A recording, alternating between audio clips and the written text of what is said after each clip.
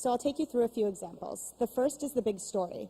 The Big Story is a live discussion series that brings the pages of the magazine to life. We talk about the big stories that we're writing about in the magazine.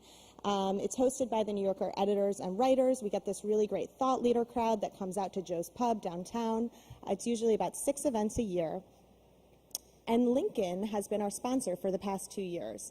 And as an automotive sponsor, they get the type of exposure that you might imagine. They park a car outside, their logo is all over everything, they get to distribute literature to attendees, etc. But they came to us this year with a challenge. They wanted to find a way to take the very serious and complex content that we are talking about at The Big Story and make it shareable, sticky, and social. And so the idea that we came up with was to have a sketchnote artist join us at the event, and I saw that Bloomberg is doing the same thing as well. This is a trend that is catching on. What is a sketchnote? A sketchnote is a graphic representation of a conversation or an idea.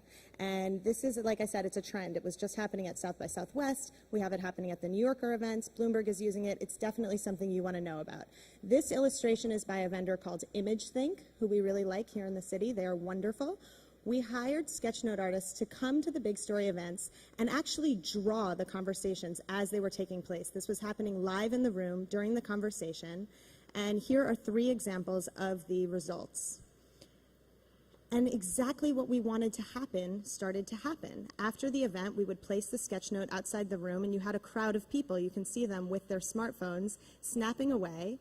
And then the photographs were all over their social networks. So we did exactly what Lincoln wanted us to do. We took this very serious, complex content, and we turned it into something sticky.